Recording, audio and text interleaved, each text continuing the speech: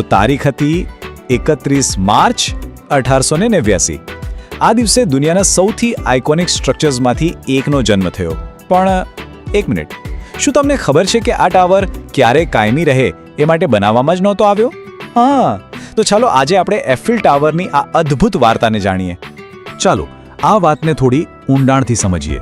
સૌથી મોટી અને નવાઈની વાત તો એ જ છે કે પેરિસની શાન ગણાતો આ ટાવર કાયમ માટે રહે એવો કોઈ પ્લાન જ નહોતો. હા, તમે બરાબર સાંભળ્યું. એને તો બસ થોડા સમય માટે જ બનાવવામાં આવ્યો હતો. તો પછી સવાલ એ થાય કે આટલા મોટા વિરાટ ટાવરની જરૂર પડી જ કેમ? વેલ, એનો જવાબ એક એવી શાનદાર ઉજવણીમાં છુપાયેલો છે જેણે પેરિસને દુનિયાના નકશા પર હંમેશા માટે અમર કરી દીધું. વાત છે 1889ની. પેરિસે ફ્રેન્ચ ક્રાંતિના 100 વર્ષ પૂરા થવાની ખુશીમાં એક જબરદસ્ત વર્લ્ડ ફેર એટલે કે વિશ્વ મેળાનું આયોજન કર્યું. હવે આટલા મોટા મેળા માટે એક એવો એન્ટ્રન્સ ગેટ જોઈતું હતું જે યાદગાર બની જાય. બસ આ માટે એક કોમ્પિટિશન રાખવામાં આવી. અને ખબર છે આ સ્પર્ધા કોણ જીત્યું? એક એવી ડિઝાઇન જે એક એન્જિનિયરે બનાવી હતી, જેમનું નામ અને કામ બંને ઇતિહાસમાં અમર થઈ ગયું. એમનું નામ હતું ગુસ્તાવ એફિલ. પણ જેવું ટાવરનું બાંધકામ શરૂ થયું ને, આખા પેરિસમાં તો હોબાળો મચી ગયો. એક બાજુ કેટલાક લોકો એને એન્જિનિયરિંગનો ચમત્કાર ગણતા હતા, તો બીજી બાજુ ઘણા લોકો માટે તો એ નફરતનું કારણ બની ગયો હતો. આ પ્રોજેક્ટ કેટલો મોટો હતો એનો અંદાજ તમને આ આંકડા પરથી આવશે. આ ટાવર બનાવવા માટે લોખંડના કોઈ એક બે નહીં પણ 18,000 કરતાં પણ વધારે અલગ અલગ ટુકડાઓનો ઉપયોગ થયો હતો. જરા વિચારો, 18,000 ટુકડા. અને આ બધા હજારો ટુકડાઓને જોડવા માટે એના માટે લાખો રિવેટ્સ વપરાઈ હતી. કેટલી? લગભગ 25 લાખ.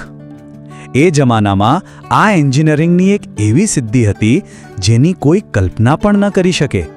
પણ આટલા મોટા એન્જિનિયરિંગના કમાલ છતાં પેરિસના કલાકારો અને જે બુદ્ધિજીવીઓ હતા એમણે તો ભારે વિરોધ કર્યો. એ લોકો એને શું કહેતા ખબર છે? બોલ્ટથી જડેલી ધાતુની એક બિહામણી કોલમ. એમને લાગતું હતું કે આ લોખંડનો ભદ્દો ઢાંચો પેરિસની સુંદરતા પર એક કાળો ઢાગ લગાવી દેશે. આટલા બધા વિરોધ છતાં જ્યારે એ બનીને તૈયાર થયો ત્યારે 300 મીટરની ઊંચાઈ સાથે એ દુનિયાની સૌથી ઊંચી માનવસર્જિત ઇમારત બની ગયો. અને ખબર છે, આ રેકોર્ડ છેક 1930 સુધી એના નામે રહ્યો હતો. હવે આગળ વધીએ અને જોઈએ કે આ વાર્તામાં અસલી ટ્વિસ્ટ ક્યાં આવ્યો. ટાવર તો બની ગયો, પણ એનું ભવિષ્ય, એના પર હંમેશા એક ખતરાની તલવાર લટકતી રહી. જુઓ, ટાવરને પરમિટ મળી હતી માત્ર 20 વર્ષ માટે. મતલબ કે 1909માં એને તોડી પાડવાનો પ્લાન તો નક્કી જ હતો. એના દિવસો ખરેખર ગણાઈ રહ્યા હતા. તો પછી સવાલ એ થાય કે આ ટાવર બચ્યો કઈ રીતે? એનો જવાબ એવી જગ્યાએથી મળ્યો જેની કોઈએ કલ્પના પણ નહોતી કરી. અને એ જવાબ હતો વિજ્ઞાન. ટાવરની ઊંચાઈ જ એની તાકાત બની.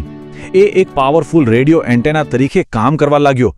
એટલાન્ટિક મહાસાગરની આરપાર સંદેશાવ્યવહાર માટે એ એટલો બધો જરૂરી બની ગયો કે હવે એને તોડી પાડવો એ એક મોટી ભૂમ ગણાત. બસ આ રીતે વિજ્ઞાને એને બચાવી લીધો. અને બસ અહીંથી શરૂ થાય છે ટાવરના ઇતિહાસનું સૌથી શાનદાર પ્રકરણ. એક સમયે જેને લોકો લોખંડનો ઢાંચો કહેતા હતા, એ હવે ફ્રાન્સની સાચી ઓળખ બનવા જઈ રહ્યો હતો. એની સફર જુઓ તો ખરી. જેનું નામ પહેલાં 300 મીટર ટાવર હતું, એ આજે ધ એફિલ ટાવર છે. જેને લોકો બદસુરત લોખંડનો ઢાંચો કહેતા, એ આજે ફ્રાન્સનું પ્રતીક છે. અને જે સ્ટ્રક્ચર માત્ર કામચલાઉ હતું, એ આજે કાયમી આઇકન બની ગયું છે. અને આજે એની લોકપ્રિયતાનું લેવલ એવું છે કે એ દુનિયાના સૌથી વધુ મુલાકાત લેવાતા પેઇડ મોન્યુમેન્ટ્સમાંનું એક છે.